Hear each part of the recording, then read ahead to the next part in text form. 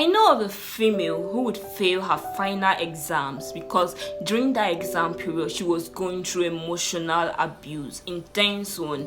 And I know of another female who committed suicide because she was going through both emotional and sexual abuse. And another female who would get multiple sexually transmitted disease because she was going through emotional and physical abuse from her spouse. So we get to see people around us going through abuses of different forms. I don't think there's anyone who hasn't seen someone else going through abuse or hasn't gone through abuse at one point in his or her life. So yeah, abuse is very, very real. We get to see it around us. So begs the question, really, why do people continually stay in abusive relationships, especially females? So in this video, I'm basically going to be telling you guys why people stay in abusive relationships and how to get them to leave. Basically, I'm just going to be talking about abuse in all its forms. And yeah, if that sounds like something that you might be interested in, then please do keep on watching.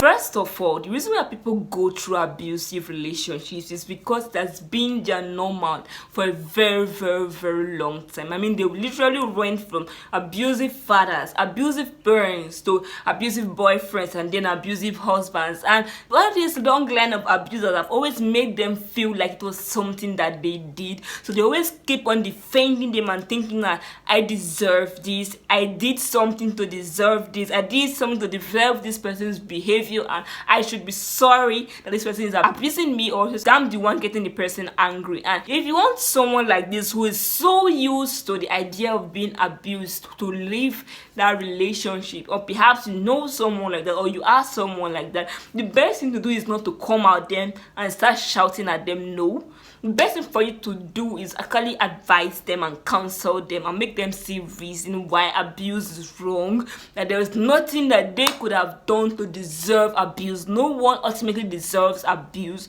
So the best thing is to actually counsel them and tell them all the reasons why this is a wrong relationship for them, and how this relationship is hurting them, hurting their social life, hurting every single aspect of their lives. The next thing is that being with this person is their last resort. You guys, even as scary as this person is, they still rather be with this person than be alone, because this person is their everything. You guys, it's their savior, is their shelter, is their next meal, is their finances, is their everything. This person is literally home. They are so used to this person. This person probably grew up with this person from when they were young, or they have been with this person for a very long time, that they don't know anything else. This person is just everything. Without this person, they would feel worthless. They are worth nothing. The person is the person that is in control of the finances of the home. The person is the one in control of everything, the cars, the money, the wealth, the riches. The person is literally the savior in the relationship, and they feel like the worthless ones, like parasites. Like without this person,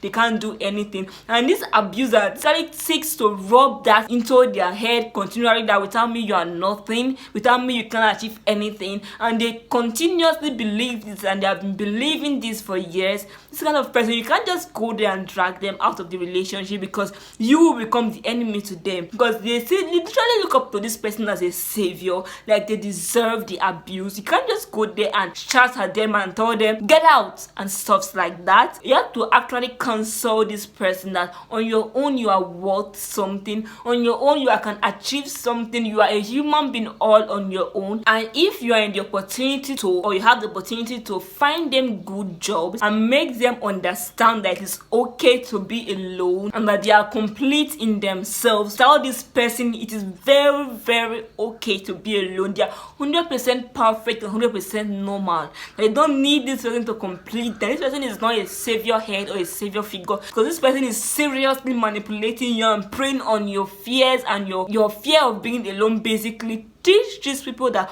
it is very okay to be alone and live outside of this person, and you will see that they will naturally get to understand that and live by themselves. Next thing is the fear fear of leaving. You guys, abusers tend to threaten the people that they are abusing into not leaving by either blackmailing them, threatening their lives, threatening to maim them, or perhaps the abuser has a video of them that could go live if they just walked out of the relationship, or they're in a joint business venture where they stand to lose everything if they leave the relationship. If you know someone like this, try to talk to the abuser themselves without aggravating him. Or perhaps if you are not very close to the abuser, look for someone that the abuser is naturally close to, the abuser naturally listens to, and just explain things to that person. Let the person talk to the abuser on how to let go of the incriminating photos or videos, or try to work things out that this person is not willing to go on with this relationship anymore and wants to leave freely.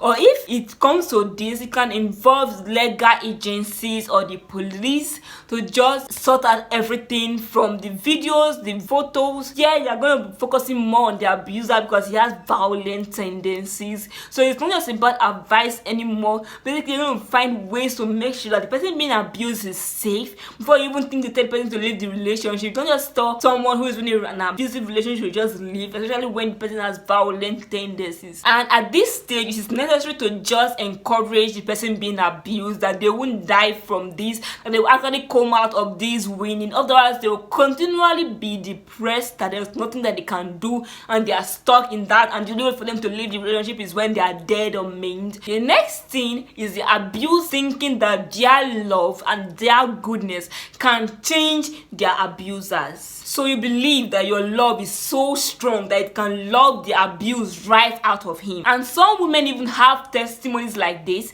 that after 10 to 15 years of relationship with a man, they finally love the abuse out of him. He's now better, he's now calmer, he now loves them, he's sorry. But do you know how many years of trials and pain and suffering and distress that they have to go through to get to this level, you guys? So if the person being abused in this kind of situation think that it's worth it to stay for all these many years because they are very loyal to the person and they love the person so much, I don't think there's anything an outsider can do, because they have made up their mind to stay with this person because they feel like something made this person this way. A person has not always been like this, and they can love the hurt and the anger and the hatred out of the person. I really don't think that there's anything you can actually do in this relationship, but just cancel the person about the years of hurt and the years of anger and years of pain that they are literally going to spend when they are with this person. And if it's worth it, if they have children, is it worth them seeing their mother being beaten up every single day? They should weigh out their pros and their cons. Is it worth staying in this relationship for years? And just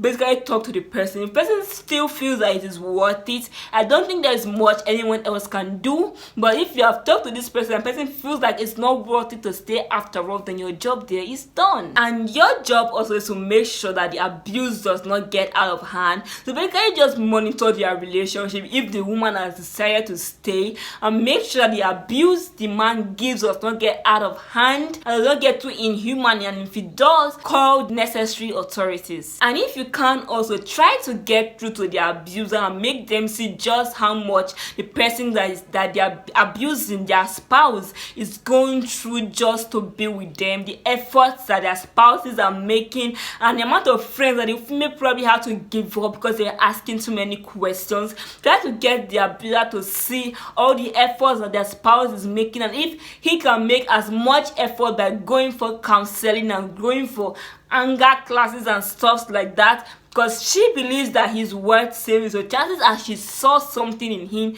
that perhaps you can get through to when you talk to him, or when you know someone that can talk to him. And if maybe he can put in the same effort into the relationship just like the woman is putting, that would be really, really, really awesome. Next is stability for their children. Some women are scared to be single parents and they feel like they are not strong enough to handle children. Perhaps what would their joint friends, like no parents get to have joint friends, friends. A friend that is both a friend of the father and the mother. So what would their joint friends say if they decide to just suddenly apply for a divorce? In this kind of situation, just get the woman to understand that this abuse is really, really impacting negatively on the child, and she's not really doing the children good. Next is immense grief and a brief honeymoon phase afterwards. Sometimes we get to see some abusers that are immensely sorry for what they did after they've done it, so they have this immense grief and stricken look that they're never going to do it again, they're never going to slap you, they're never going to hit you, they're never going to rape you, and stuff like that. They are immensely sorry, and at that point in time they might even mean it, but chances are he's going to do it again. If he has done it 10 times already, there's probably going to be an 11th time, and there's just that brief honeymoon phase where he's so nice, he's so caring, he's buying you gifts, and just tend to forget that he's an abuser until something else comes up. You make him angry again and he lashes out at you, and then there's another brief honeymoon phase where he's sorry, and it just becomes a cycle, and that is very, very wrong, because no matter how angry you are, you should not hurt someone at all. So at this stage, try to get him to go for counseling and have anger management classes. Next is societal pressure to be in a relationship with a Prince Charming, in quotes, that is tall, rich, handsome. But did they mention that he has to be an abuser? No. So if you find yourself with one that's an abuser, try to leave, because yeah, I get it that you have to uphold a certain class. You now have these classy friends that now see you as one of them because of all the glamour and all the wealth and all the riches that's coming your way, but you are covering your face with makeup every day and pretending that everything is fine, and pretending that red bruises are red blushes or something like that. Is that how you live the rest of your life? No. So if you know people like this, the best thing is just try to get them equipped on their own and get them financially stable, so that they are in a place where they feel they can live and still uphold a certain class, or the class does not even matter, because your life first, your mental health first, everything about you first. Friends are going to forget you. Basically, if something happens to you and those friends were not real friends, those friends are going to forget you that fast, that easy.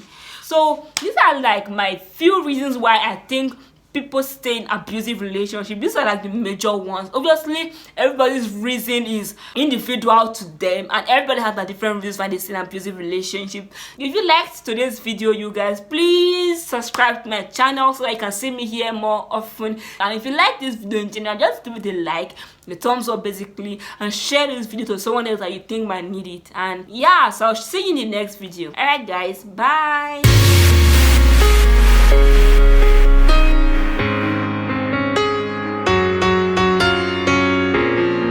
Welcome to my channel.